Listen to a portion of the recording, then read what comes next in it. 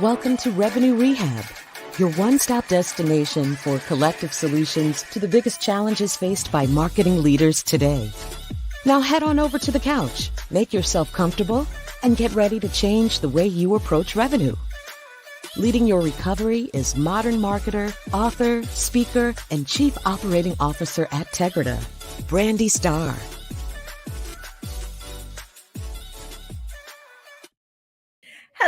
Hello, and welcome to another episode of Revenue Rehab. I am your host, Brandi Starr, and we have another amazing episode for you today. I am joined by Braxton Carr. Braxton is the Director of Revenue Enablement at UserGems. He is passionate about building enablement programs that feature coaching at the center and reflect the skills and growth opportunities of reps on the team. Before leading enablement departments, Braxton cut his teeth as a mid-market and enterprise AE selling in the MarTech space. When not in the office, you can find him downhill skiing in the winters and scuba diving in the summers. Welcome to Revenue Rehab, Braxton. Your session begins now. Brandi, thank you for having me. It's an honor. Super excited to get into it. I was going to say, yeah, very exciting. And I was going to say, I see you're a little bit of a thrill seeker with the downhill skiing and scuba diving. Yeah, I grew up in the French Alps, so like everybody was skiing quite a bit. I don't think I really had much of a choice. And like that area of France is also right off the Mediterranean. So they were hobbies I picked up super early. Yeah, I took one scuba lesson at the YMCA in a 12-foot pool, and it took all of about 30 minutes for me to recognize that that was not my calling, not the hobby for me. I quickly got out and was like, thanks, but I'm going to go now. It's not for everyone. I mean, especially when you're underwater, all of a sudden you're like, wait a second, this isn't the universe that I'm used to. I'm not sure about this. Yes, I am not a Little Mermaid. But before we jump into our topic, I like to break the ice with a little woo-saw moments that I call buzzword banishment. So tell me, what industry buzzword would you like to get rid of forever? Quite a few. One that comes to mind though that I've been thinking about recently, operationalize. Have you heard that term like being thrown around recently? Yes, I use it quite often. Well, let's get into my beef with it then. No, I'm happy to speak on it. Here's my thing with operationalize. To me, I think when people say operationalize, we kind of gloss over the conversation that needs to be had. I'll give you an example. Let's say you work on a project and you finish building something out. And someone's like, how's that going? And you're like, oh, like, I just got to operationalize it. Generally what happens are people are just like, cool, let's move on. But the truth is, like, if you've got to operationalize it, chances are like what you built is not exactly what you thought it was going to be. That's fine. That's totally okay. So let's have a chat about like what it is now and how we can derive value from the feedback loop. I think when people use operationalize, what ends up happening is we don't talk about how to derive value from it and we kind of throw them to the wolves. So in a way, I think operationalize takes away from an important conversation that should be had around how we're going to derive value from whatever you're working on. Okay, so I feel a little better because I can at least say I use the word correctly. I was going to say my title is, Chief Operating Officer, and I own operations, so I'm feeling a little more confident. But no, I agree in that. To me, operationalizing something is putting process and rigor behind it to make it repetitive. And as much as I hate the buzzword scalable, but also scalable. And you're right, that does require conversations around what worked, what didn't, what do you wish you had done? What, would you have not done? Like all those sorts of things, so that in order to make it replicable, that, you've got that like really refined, like this is the way we do this better. So I'm with you. And we will refrain, at least for the next 30 minutes or so, from using the term operationalize, which this one might be hard for me. So, I have to slap myself on the wrist if I slip that one in there. Well, it's interesting because I do think there is like a right and a wrong way to use it. Like in your role, and even in my role, I can't even say it. The operationalization of it is already built in. Right? Like you had a goal in mind, or you saw a gap and you built a process or a system to solve that gap. So there's no question about how it's going to be operationalized. Like that was already part of the plan. So if someone asks you like, how is it going? And you're like, oh, I got to figure out how to operationalize it. It's like saying, yeah, like I built this car. It doesn't have an engine, but like I built this car. So I never want to gloss over, okay, well, let's figure out like how we're going to put an engine in there and actually make this thing run. Yeah, no, I am with you. But now that we've gotten that off our chest, tell me, what brings you to Revenue Rehab today? Yeah. Well, obviously from the bio that you said, passionate about like enabling teams to do their best. And part of that is, I think, serving up teams like the best potential opportunities to close. You want to make sales as easy as possible. So excited to talk a bit about sort of like champion tracking, how you can make it easier for your revenue teams, and delve into that strategy. Awesome. And I believe in setting intentions. It gives us focus, it gives us purpose, and most important, it gives our audience an expectation of what they'll get from our conversation today. So tell me, what is your best expectation for our chat? My best expectation, my hope, is that people listening to this will leave with a strategy or an idea in place of how to bring the lowest hanging fruit leads to their teams and hopefully convert them at a higher rate. Okay. So as we jump in, always like to start with level setting on some definitions, because especially in our industry, the same words can mean different things to different people. And so I want to talk about champion tracking, because prior to being introduced to UserGems, I had not heard that term used the way that you use it. So if you can, give me your definition of what champion tracking is. Yeah, and great question. I think really it boils down to this. It's just people that are familiar with your product or brand. And usually the easiest way to achieve that familiarity are people that have either like purchased the tool themselves or used the tool or had some exposure to it. Like a really easy example to think of, actually, this podcast is a great example. If people have not heard of Revenue Rehab and you reach out to them, they might be like, I don't know, I got a lot going on, whatever excuse in the book. I already love this podcast. If you were to reach out to me again 2 months from now, like, hey, Braxton, you want to do this again? Of course I want to do it again. This was a great time, right? So it's a much easier close for you. So when you think about champion tracking and then you scale that out to the amount of people that are exposed to companies' tools, it makes total sense why you would keep tabs on those people. So that's what we think of when we think of champions. Okay. And so is it at its core keeping up with people that you know already, know, like, trust you, and where they're moving in their careers? So is it just tracking them as they move to other companies?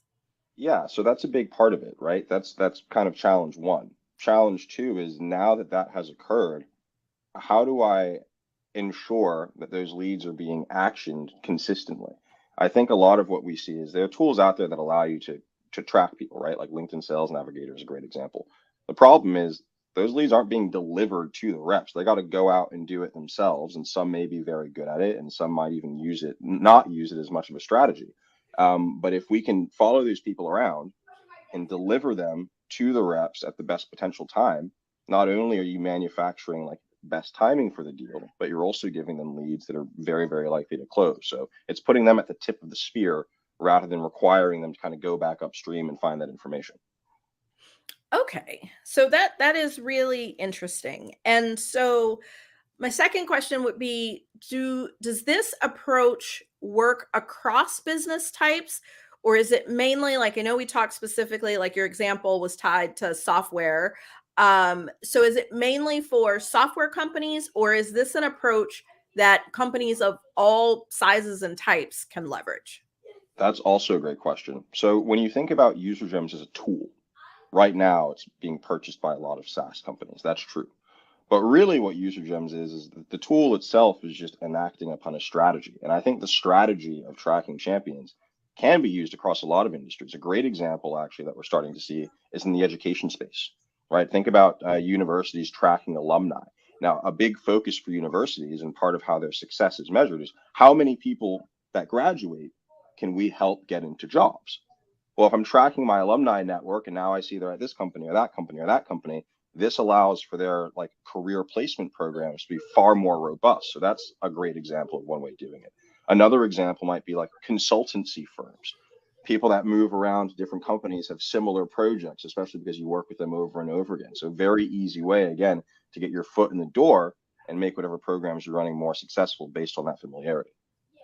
Yeah, and that's a great example. I mean, we're a consultancy, and we've got a client that is now on her third stint with us. So, she brought us in at one company. She's changed jobs twice since then, and we've worked with them. And it's funny because we're like, where's she going to go next? Like we've like joked that like, her career path is our business development strategy. And, and always said that jokingly, but thinking about champion tracking, like that is a business development strategy, in really keeping up with those people. And so in thinking about this, like knowing what's happening is the first part. So we know who the champions are. We know where they're moving to.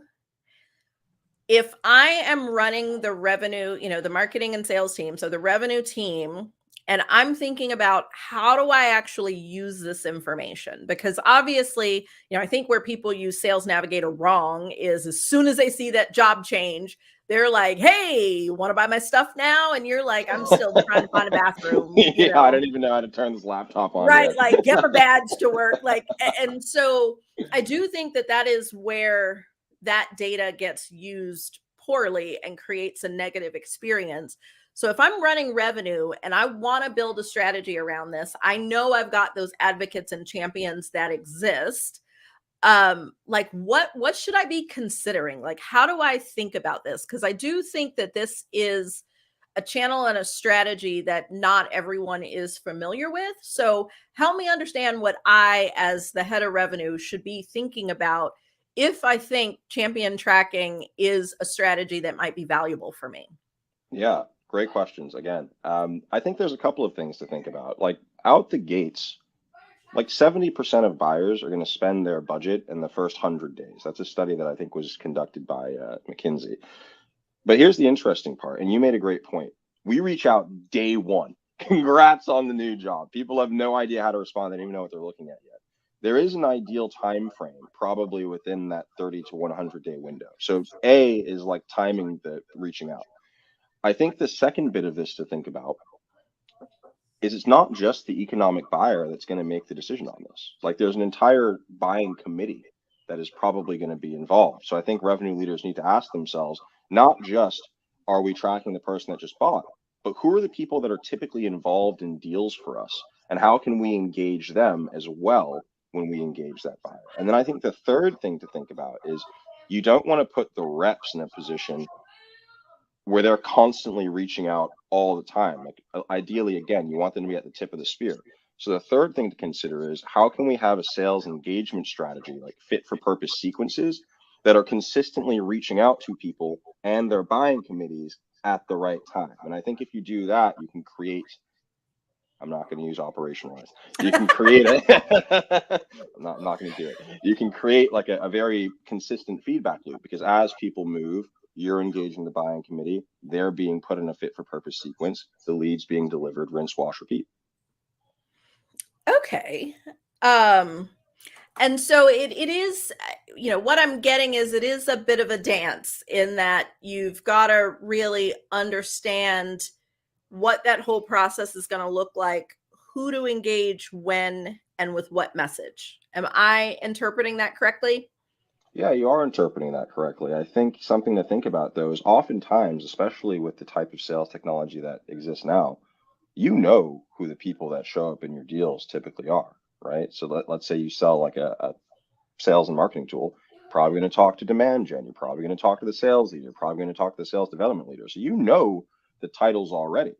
The question just is, how can we engage them at the right time in the deal and create that groupthink effect that you need to effectively close?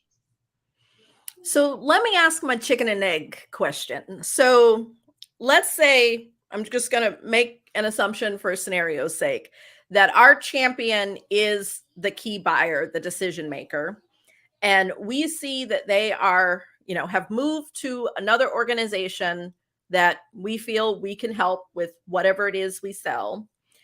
And we know the roles that are typically in that buying committee. And, with all the technology, it's easy to find who the people are. where do you start? Do you lean into the person that you have the relationship with first? Do you lay some foundation with the buying committee before, bringing it to the leader? Do you try and tackle them both? Like, where do you start with how you want to get in front of people to make it most effective? Yeah, really interesting ask. So actually, funnily enough, the research that we've done at UserGems around like the best possible sequences for this, the first message is to whoever it was that is already familiar with the tool. So maybe that's like the economic buyer, maybe it could be a product user, whatever. The first message you send them isn't even an ask. It's more like, hey, congratulations on the new role. So glad to see that you've moved. Here's a small gift for you, whatever it is, Starbucks gift card. Hope you get off to a great start. And why? Because to your point earlier, if you go in there like, hey, congrats on the new role. Do you want to buy this? Never going to go well. But what we found is that if you simply reach out, say, hey, thinking of you, they are always thinking about within those first 100 days, auditing the processes, auditing the systems. So that immediately moves you up to top of mind. And oftentimes they're going to respond, hey, loved using tool X back at my old role. Looking forward to chatting in the future as I evaluate my stack. Cool. Wait for that to happen. On the other end, while they're evaluating the stack, now you can engage some other members of the buying committee. And again, not so much with an ask. Now we're raising awareness, because now what you're creating is an effect where it's going both bottom to top and top to bottom. And it's much easier to land a meeting that way because you're influencing conversations that are already happening at that company. I love it. And I usually, especially when I'm talking to like those that are tech vendors, I usually kind of steer clear of talking about the technology. But what UserGems does is, to my understanding, fairly new and fairly unique. And so I would like to hear you give me like, what is the summary of the tool and how is it helping in this process? Yeah, I think really you can break the tool down into 5 simple steps, right? You want to identify who your key buyers are. You want to track them around as they move. When they do move, you want to immediately create action as far as reaching out to them and going top of mind. When you reach out to them, then you want to multi-thread the account. And then ultimately you want to report on the effectiveness of that play. So really what you're doing is not only are you able to have insight as to how effective your former buyers are as new leads, you're also able, from the marketing aspect, to have much better reporting on like attribution, right? Oftentimes you hear, I know some portion of my marketing budget is working, but I don't know what portion and I don't know why. This Yeah. takes away from all that, right? This creates an instant feedback loop where you can immediately tell, oh, these are our most valuable types of buyers. And that now trickles down to the rest of the revenue. Okay, and so is it something that's being used as a standalone tool? Is it being plugged into the marketing automation or the CRM system? Like, how is marketing and sales interacting with UserGems? You're thinking about this exactly right.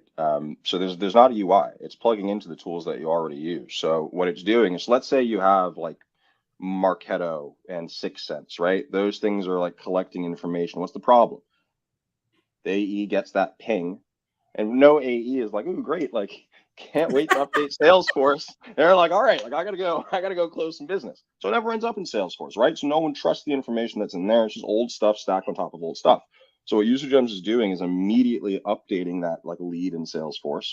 It's also showing you all of the history from that lead and their experience with your company.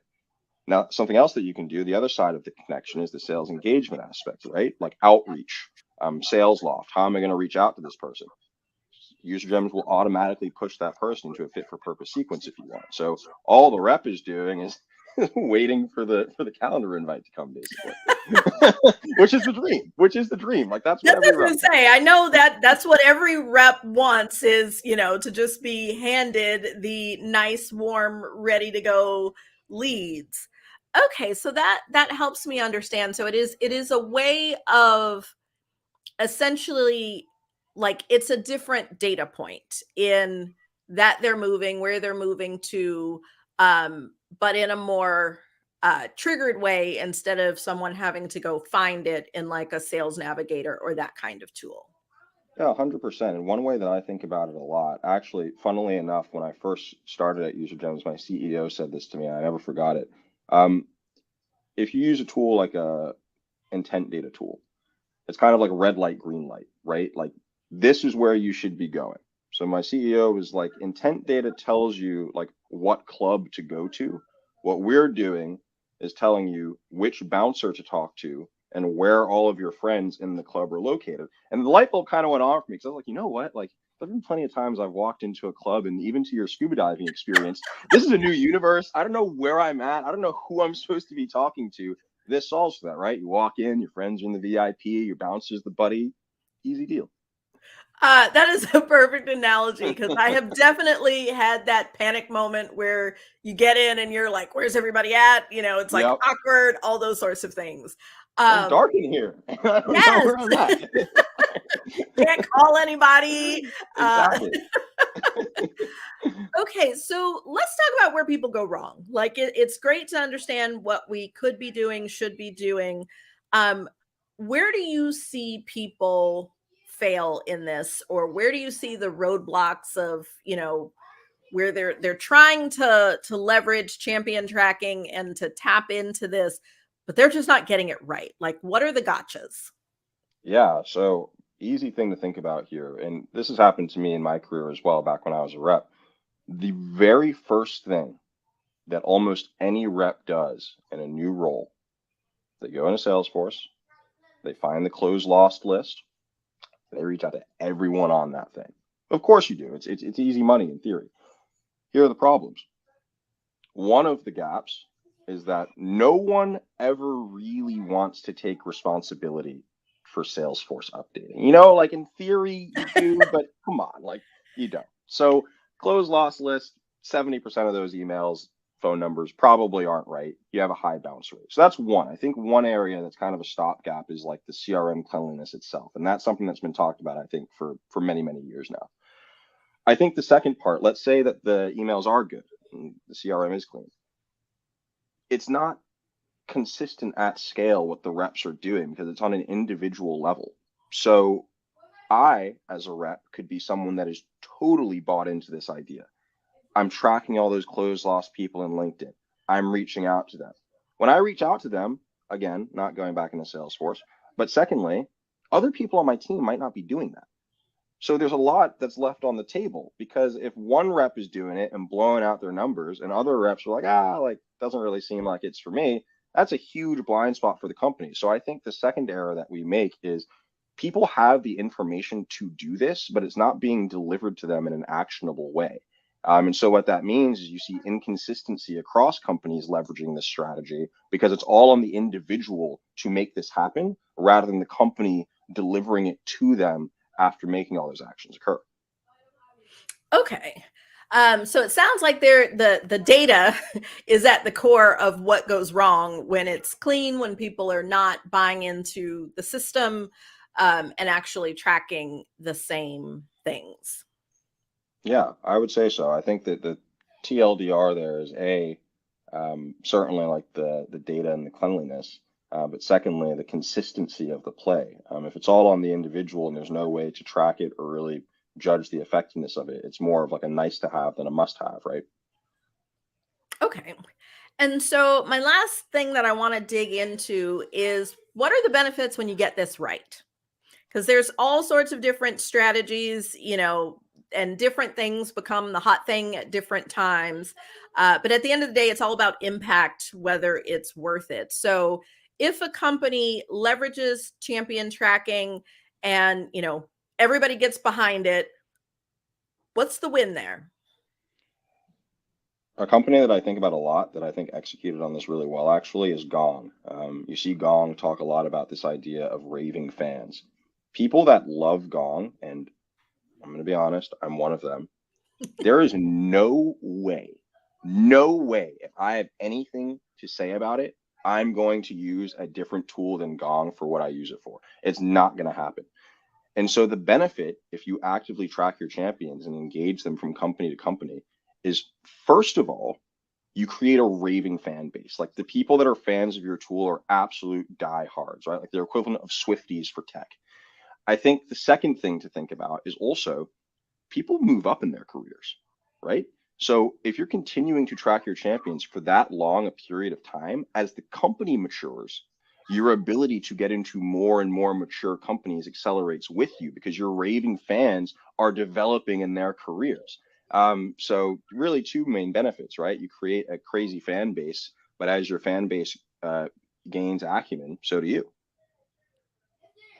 Okay, so it is, and then what is our, like, I know you talked about, unearthing the hidden pipeline. So is it more about increasing pipeline generation, pipeline value, velocity, like, thinking about it in the business metrics, what's going to be the bottom line impact? Like what needle are we really moving, when it comes to the numbers? Yeah. So there are three main things that I think about for this. The first is certainly pipeline generation. I think that that's like the most obvious one, right? No question, you're probably going to create more pipeline, and that pipeline is probably going to convert into like SQOs or whatever you want to call them at a higher rate. Basically, like that initial contact to sales accepted should go up. That's one. The second thing to think about now is pipeline acceleration. If you have raving fans and deals off the bat, the deals are probably going to move faster, and they're probably going to be a little bit bigger because you're not going to be in like a procurement hell forever because they're going to be going to bat for you. And the last thing to think about, and this is actually like a more edge use case that we're starting to see as like more prominent, and people are talking about it now. Churn is a huge conversation topic in tech right now because everybody is cutting down on their stacks.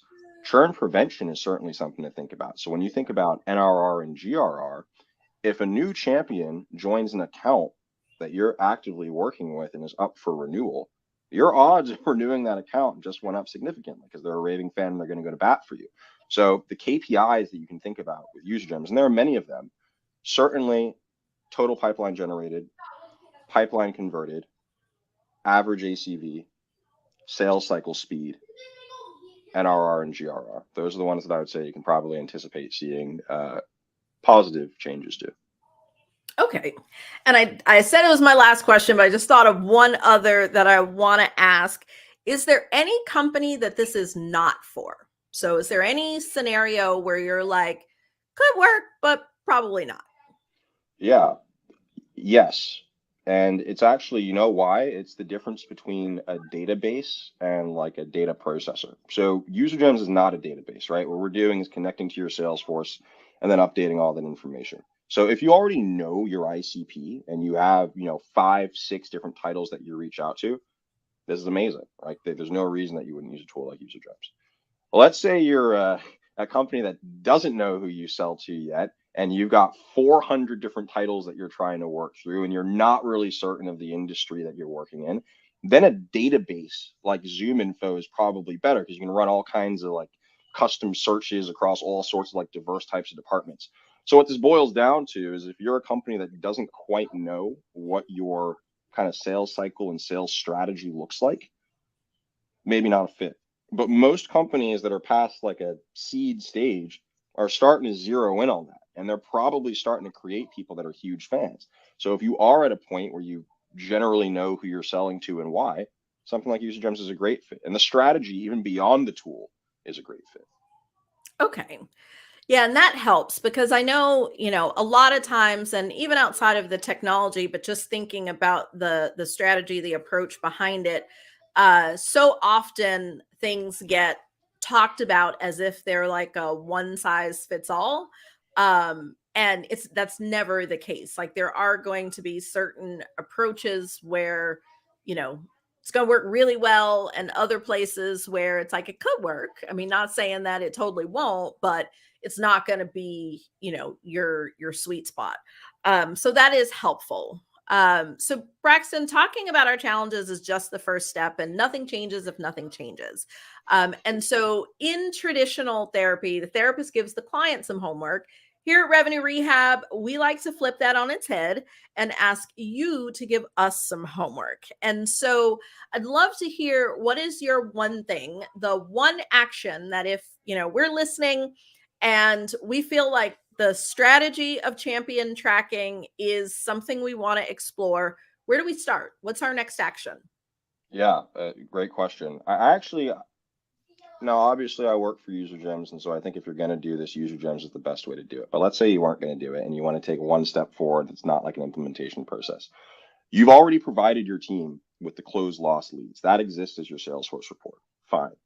If you take it even one step further and find a way through your Salesforce fields to add context as to what that lead's experience was and why, it's going to be far easier for them to go out and close the deals. Easy example, NPS scores. If I got a closed loss lead that had a high NPS score and they're at a new company, this is a no-brainer, right? The issue is I'm just looking at a report on Salesforce with no context or actionability. So I think the one thing to do from here is find a way to add some context to your Salesforce fields and help the deliverability and the actionability to the reps. I think it's that simple. Okay, I love that. So it's like we've got our marching orders now in being able to figure out how we can tap into some of the power of champion tracking. Well, I have enjoyed our discussion so much, but that's our time for today. Before we go, how can our audience connect with you? Yeah, if you're curious about champion tracking in general, definitely go to usergems.com. I think it's certainly worth a look. But if you want to connect with me personally, feel free to add me, Braxton Carr, on LinkedIn. I'm looking forward to chatting with some of you and hoping you guys enjoyed the episode. Awesome. Well, we will make sure to link to both UserGems and your LinkedIn in the show notes. So wherever you are listening or watching this podcast, you should be able to click those links and connect with Braxton or connect or learn more about UserGems, should I say. Well, thanks so much for joining me today. Thank you for having me. Awesome. And thanks, everyone. I hope that you have enjoyed my conversation with Braxton. I can't believe we're at the end. We'll see you next time. You've been listening to Revenue Rehab with your host, Brandi Starr. Your session is now over, but the learning has just begun. Join our mailing list and catch up on all our shows at revenuerehab.live. We're also on Twitter and Instagram at Revenue Rehab. This concludes this week's session. We'll see you next week.